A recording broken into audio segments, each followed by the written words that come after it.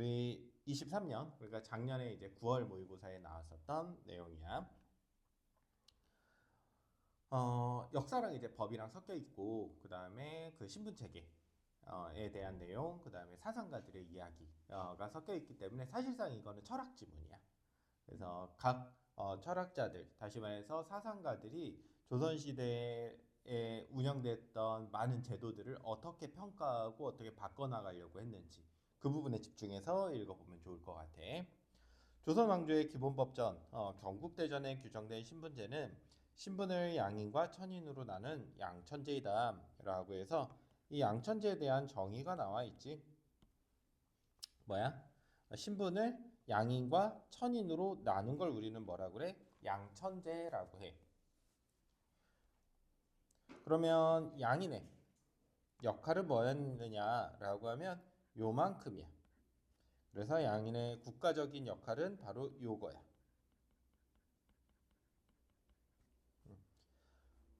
과거에 응시할 수 있었어. 권리네. 요렇게 적는 게 더 깔끔하겠다. 미안해. 역할보다는 음, 권리와 의무에 대한 내용이네.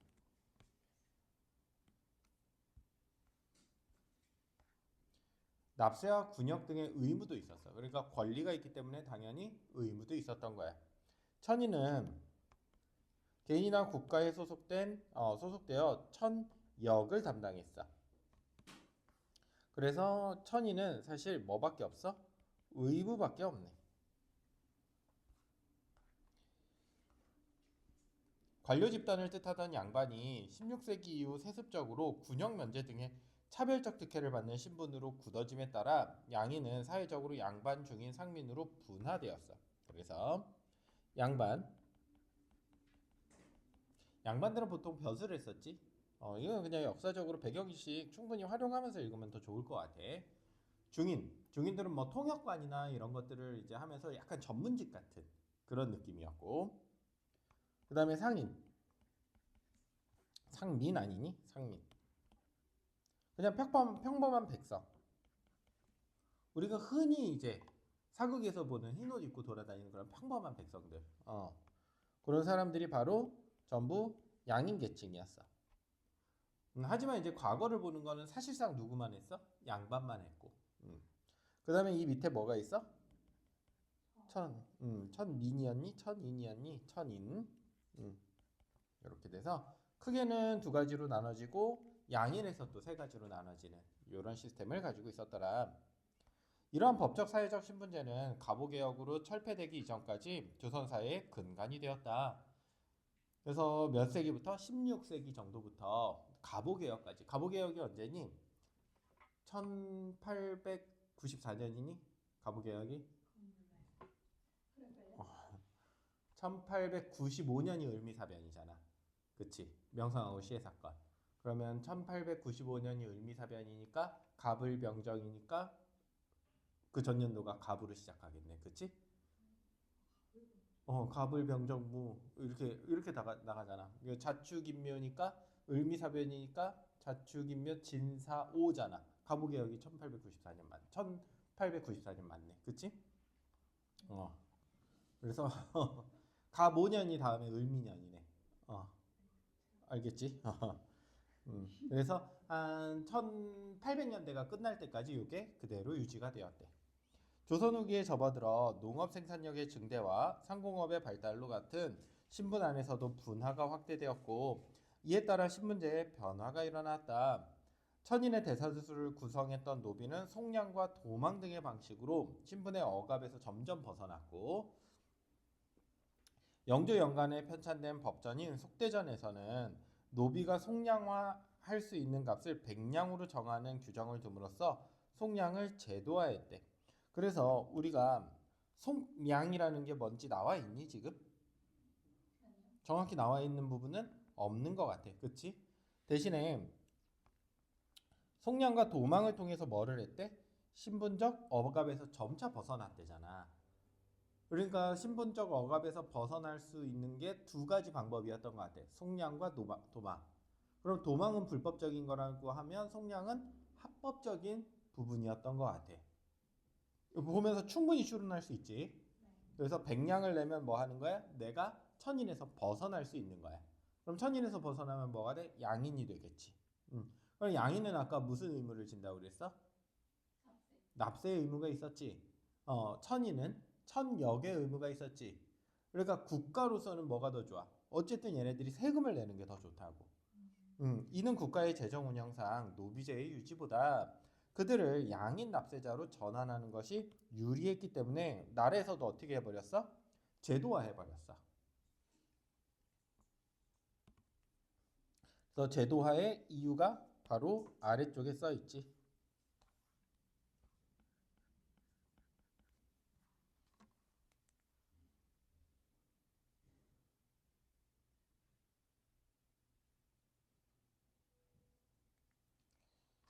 몰락한 양반들은 노비의 유지가 어려웠기 때문에 몸값을 받고 속량해 주는 길을 선택했다. 그래서 내가 속해 있던 우리 집에 양반에게 100냥을 주고 나는 풀려나고. 근데 양반들이 돈이 많으면 굳이 그렇게 하지는 않겠지. 그런데 돈이 없으니까 그렇게 해줬다는 거야. 18세기 이후 경제적으로 성장한 상민층에서는 유학 직역을 얻고자 하는 현상이 나타났다. 유학은 벼슬을 하지 않은 유생을 지칭했으나 유생이라는 건 그냥 공부하는 사람들이야. 학생들. 음.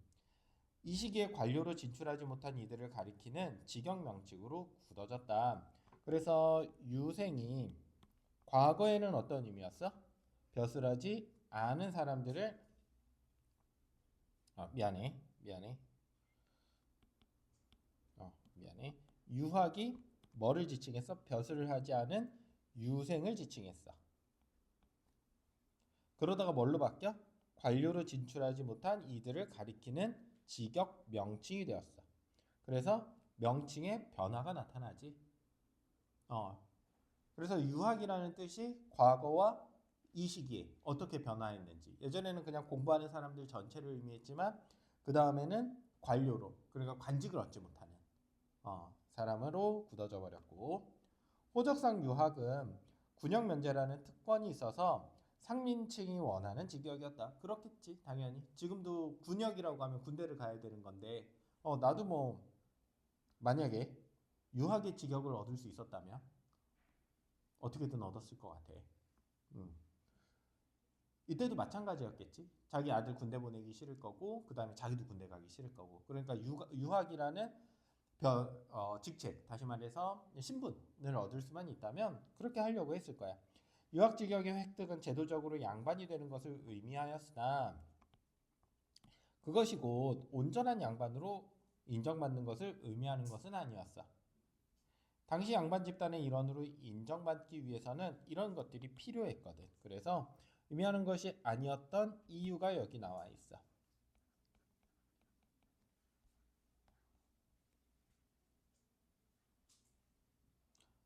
그래서 그냥 이름만 양반일 뿐 실제로 그 집단 하에서 진짜 양반으로 인정받지는 못하는 그런 상황을 설명하고 있고, 예를 들어서 우리가 한 200년 전쯤에 미국의 시민이 되었다고 생각을 해보자. 시민권을 얻었어. 그렇다고 해서 미국에서 그 피부가 미국인들이랑, 그러니까 백색 인종이랑 다른 황색 인종이 미국에서 산다고 해서 아시아 계열이 진짜로 미국인으로 인정받기 쉽지 않았겠지. 그렇지? 단순히 그냥 시민권이 있다고 해서 차별이 없었던 건 아니었을 거야. 그랑 똑같이 너 오늘부터 양반이야 한다고 해서 주변에서 양반으로 쳐주지 않는다고. 음. 이에 따라 일부 상민층들은 유학 직역을 발판으로 양반 문화를 모방하면서 양반으로 인정받고자 했어. 이렇게 되면서 뭐가 생기냐면 자꾸 족보를 사고 팔게 되고 제사도 점점 화려해져.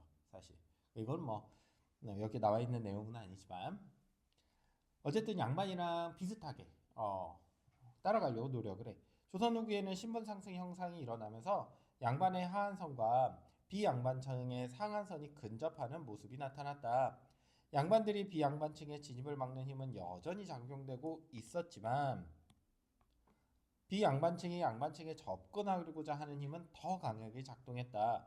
유학의 증가는 이러한 현상의 단면을 보여준다. 유학이라는 건 뭐라고 했어? 이 조선 후기에 있어서는 관직을 얻지 못한, 그치? 양반들. 그러니까 다시 말해서 후기에는 그냥 양반을 지칭하는 거였는데 유학이라고 하면 양반 모두를 그런 사람들이 많이 증가했다고. 예전에는 시스템이 양반이 이렇게 있고 그러니까 양인이 있고 이렇게 천인이 이렇게 있었다라고 한다면 어떤 압력이 작용했다는 거야? 얘네들 이가 양반의 하위층은 하향의 압력이 작용하고 그 다음에 여기의 상류층은 이 압력이 작용한 거야. 신분 상승 때문에. 알겠지? 그러다 보니까 점점 요게 묘하게 겹쳐지게 돼. 나는 양반이 아니지만 양반보다 훨씬 잘 살아. 나는 양반이지만 이미 몰락했어. 점점 신분제의 문란이 시작되지 이때. 이해됐니? 그렇게 써있지? 네. 관료로 진출하지 못한 거는 안 좋은 건데 그게 왜 양반으로서 약간 음. 신분 상승이 되는 거예요? 양반이 된다는 건 어쨌든 과거에 응시할 수 있는 기회를 준다라는 것과 거의 비슷하거든. 그리고 양반이 되면 뭐를 안 준다고 그랬어 지금? 군역을 면제해 준다고 그랬잖아. 그럼 내가 여기서 아무리 잘 살아도 지금 뭐 해야 돼? 군대를 가야 돼. 근데 여기 양반 직책만 얻으면, 다시 말해서 유학이라는 직책만 얻으면 뭐가 돼? 관료가 되든 안 되든 상관없어. 일단 군역을 면제받잖아. 그렇기 때문에 어떻게든 양반이 되려고 했지. 그 다음에 사실은 뭐 여긴 나와 있지 않지만 내가 천인인 것보다는 양반이라는 이름을 달고 있는 게 더 낫잖아.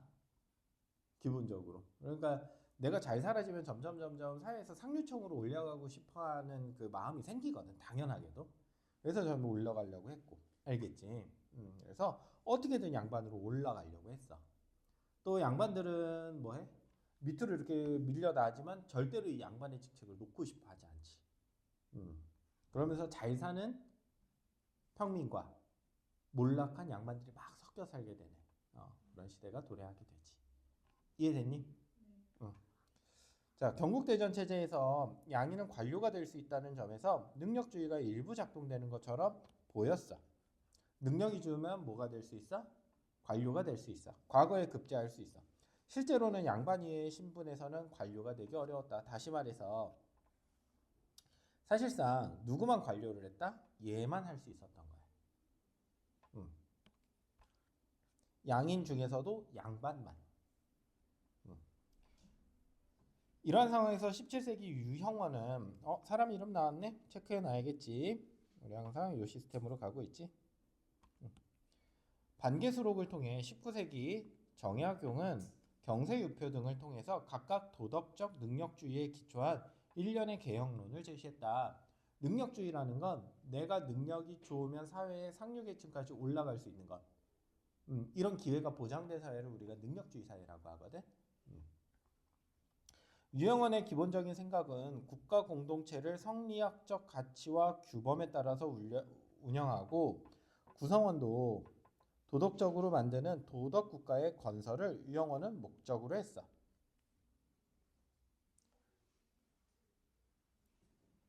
신분세습을 비판한 그는 현명한 인재라도 노비로 태어나면 노비로 살아야 하는 것이 천하의 도리에 어긋난다고 보고 노비제 폐지를 주장했어. 그래서 노비제 폐지의 근거가 여기에 써있지. 아울러 비도덕적 직업이라고 생각한 광대와 같은 직업군을 철폐하고 산업공상의 3인으로만 편성하고자 했어. 지금으로 치면 연예인. 연예인 같은 건 없어져야 된다는 거야.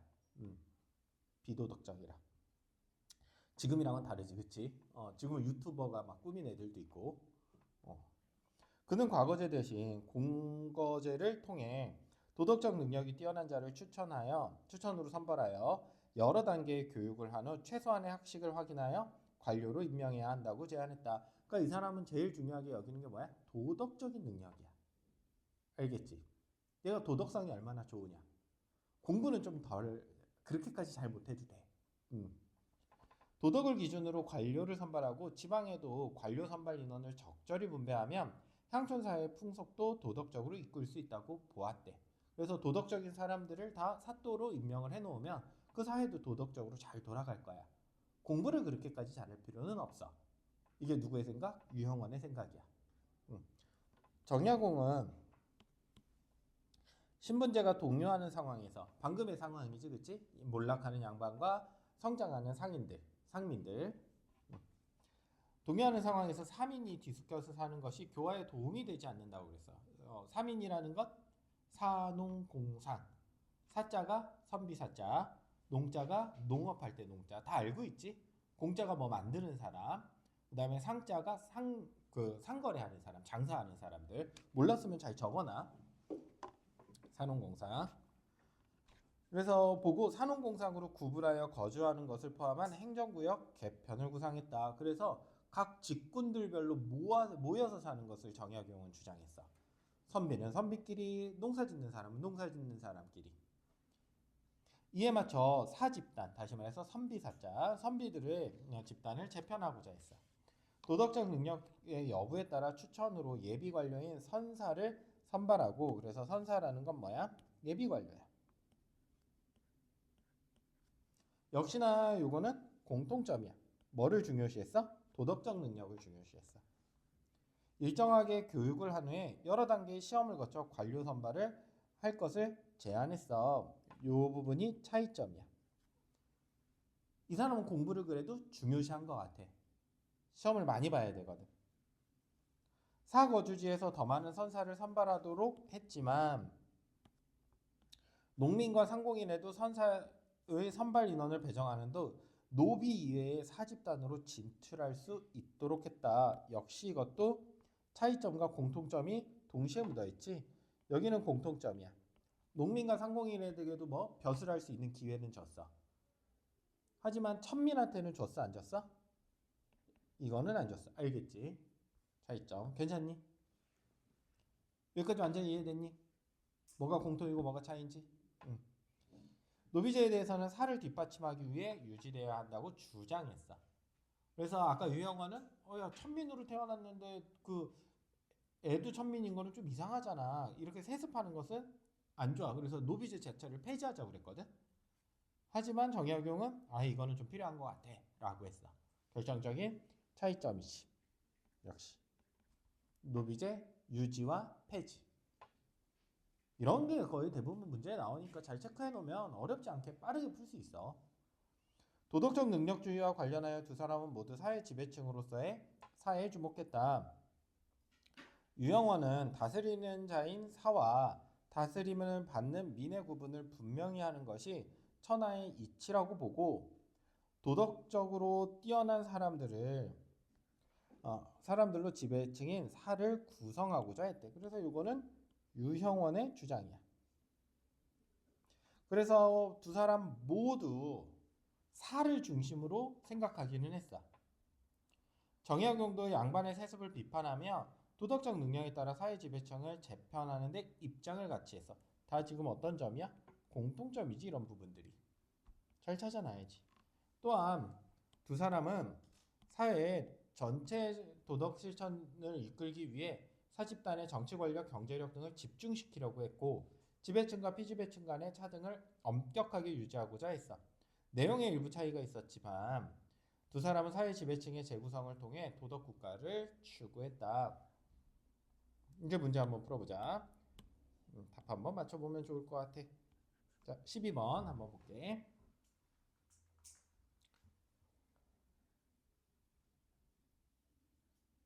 답은 4번이지. 경국대전의 신분체계가 작동하지 않는 현상을 보여주는 게 유학 증가 현상은 아니야. 여기 한번 보자.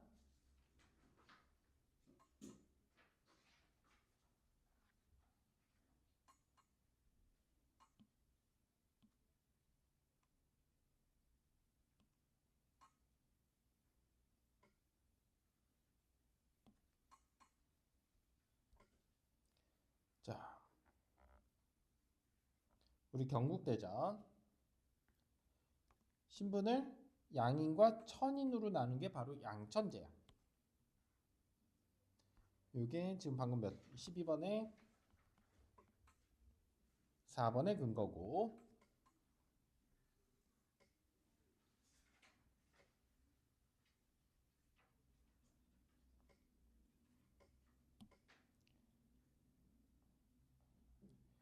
여기 보면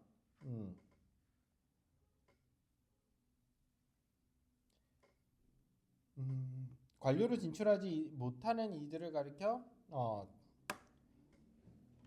유학이라고 했었고, 그러면 경국대전에는 지금 위아래를 나눠놨었잖아, 양천제를. 그치? 그럼 여전히 이 양천제는 작동을 하고 있었던 거야, 안 하고 있었던 거야? 하고 있었던 거야. 알겠지? 그래서 여기 제도적으로라고 써있잖아. 여기서의 제도는 뭐야? 경국대전에 있는 제도겠지. 이해됐니? 그런 제도를 활용해서 위로 가고 싶었던 것 뿐이지 이 제도 자체가 무너진 건 아니야. 제도가 있었기 때문에 위로 가고 싶었던 거지. 몇 다시 몇 번? 12-4번의 근거가 되겠네. 자, 넘어가서 우리 13번도 한번 보자. 정말 어렵지 않다, 그치? 일련의 계획론. 누가 주장했던 거니? 각각 유영헌과 정약용의 개혁론이네. 나머지는 다 지금 선지 찾을 수 있어야 돼. 지문에서. 알겠지? 다 찾아놨지? 몇 다시 몇 번 표시해놨니? 표시도 안 해놓고 멍하니 있었니? 다 풀었다고 멍하니 있으면 안 돼. 다 찾아야 돼. 적극적으로 공부해야 돼. 아, 그래? 내 탓이구나. 13번은 5번이 되겠네. 미안해. 괜히 내가 빨리 하자 그래가지고. 유영훈과 정약용 모두 시험으로 도덕적 능력이 우수한 이를 선발하여 교육한 후 관료로 임명하는 방안을 제시했다라고 되어 있어. 자, 유영헌부터 한번 보자. 여기 이제 유영헌은 뭐라고 되어 있냐면 도덕적 능력이 뛰어난 자를 선발한 다음에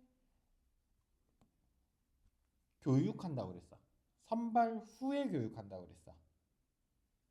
그 다음에 뭐 한다고 그랬어? 시험 본다고 그랬지. 이해됐니? 선발, 교육, 시험이야 순서가. 그런데 여기 보면 시험으로 먼저 선발하고 교육한다고 되어 있네. 순서가 거꾸로 됐네. 일단 누구 거는 틀렸어? 유영헌 거는 틀렸어. 사실 시험 볼 때는 이것만 확인하고 빠르게 넘어가면 되겠지. 하지만 우리는 공부하는 거니까 정약용도 맞는지 한번 보자. 자, 여기 되어 있어. 먼저 선발하고 교육한 다음에 시험을 거치자고 그랬어. 선발, 교육, 시험이야. 15-13-5번. 문제가 이렇게 쉬울 수 있니?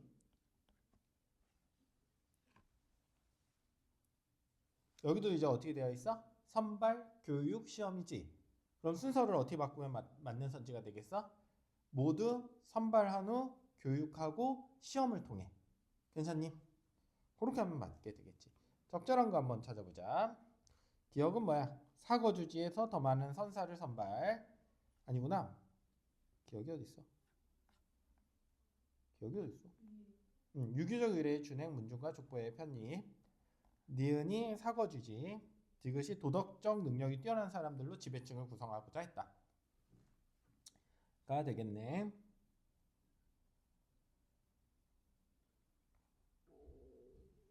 답은 3번이 되겠네. 14번에 3번. 기역은 상민층이 유학직역을 얻는 것이 확대되는 상황에서 양반으로 인정받는 것을 억제하는 장치이다 라고 되어 있어. 보자. 기역. 그래서 여기 써있지. 당시 양반 집단의 일원으로 인정받기 위해서는 뭐를 해야 돼? 이런 걸 따라야 된다고. 그럼 진짜 찐 양반이 되기 위해서는 이거를 따라야 되니까 단순히 이름만 가지는 걸로는 안 돼. 그럼 진짜로 니네가 양반이야? 이런 것들을 제한할 수 있는 그 카르텔 같은 거였어. 야, 우리 집단으로 들어오려면 이 정도는 해야지. 그래서 14-3번의 근거가 되겠네. 양반으로 인정받는 것을 이 정도는 해야지. 약간 신고식 같은 거지. 그치? 요 정도는 해야 양반이지. 야, 이것도 못해? 넌 이름만 양반이야. 진짜 양반 아니야. 억제하고 있어. 디귿은 도덕적 능력이 뛰어난 사람들로 지배층인 사를 구성하고자 했던 것은 능력이 좋은 사람들을 지배층에 두려고 한 거지. 그래야 나라가 잘 돌아가니까. 여기 있어. 도덕적 능력에 따라 사회적 지배층을 재편하고 싶어 했어. 능력에 따라서. 그 능력에 따라가 능력주의지. 답은 여기 14-3번의 근거가 될 거예요. 충분히 찾을 수 있어. 자, 15번 한번 보자. 나를 바탕으로 다음에 기억 리을에 대해 판단한 것으로 가장 적절한 것. 나가 어디 있어? 정약용과 유영원. 농공상에 힘써 일하고 위로 사가 효도하고 공경하고 이는 기풍이 흐트러지지 않는 것이다. 기억과 리을. 6번과 상면의 구분은 엄격해. 답은 5번이 되겠네. 15번에 5번이야.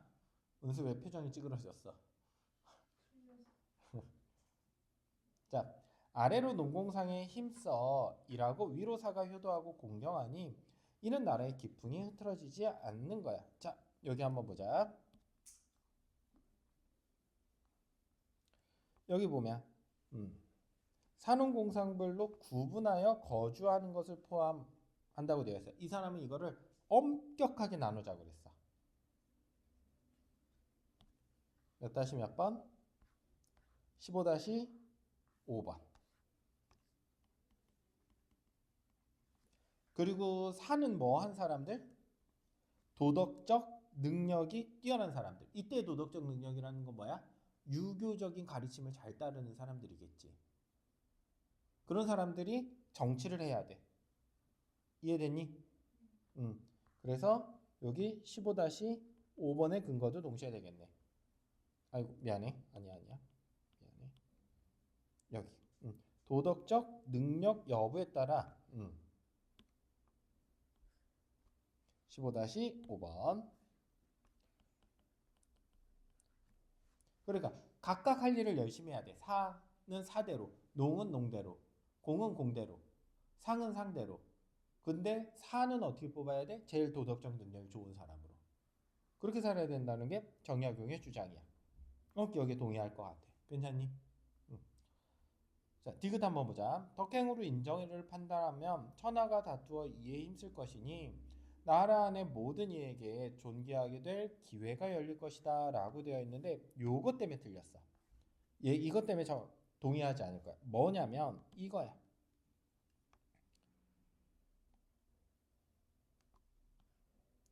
모든 인원이가 아니라 누구? 노비를 제외한 모든 인원. 이러면 정약용이 동의했을 거야. 15-5번의 근거야. 정확히 찾아서 풀 수 있어. 이렇게. 알겠지? 근거를. 생각보다 되게 단순해. 자, 16번 한번 보자. 16세기 초 영국의 토마스 모어는 유토피아라는 가상수 국가를 통해 당대 사회를 비판했어. 그가 제시한 유토피아에서는 현실 국가와 달리 모두가 일을 하고 현실 국가가 다르다고 되어 있지. 사치에 필요한 일은 하지 않기 때문에 하루에 6시간만 일해도 경제적으로 풍요로워. 하지만 이곳에서도 노동을 면제받는 학자 계급은 존재해. 성직자, 관료 등 권력층은 학자 계급에서만 나오도록 했어. 이거 선비랑 비슷하네. 선비사 4계급. 의무가 면제되는 대신 연구와 공공의 일에 전념해. 학자 계급은 능력 있는 일을 성직자가 추천하고 대표들이 승인하는 절차를 거쳐야 될 수 있어. 그러나 학자 계급도 성과가 부족하면 다시 내려갈 수 있어. 그래서 신분이 이제 오르고 내리고 할 수 있다라는 뜻이 되겠지. 자, 거기에서 반응으로 적절하지 않은 것을 한번 찾아보자 라고 하면 답은 5번이야. 유토피아에서 노동계급과 학자계급 간의 이동이 가능하게 것은 계급 간 차등을 없음을 전제하므로 나에서 차등을 엄격하게 유지하자고 한 유형원, 정약용의 구상과는 다르다라고 되어 있는데 여기 보면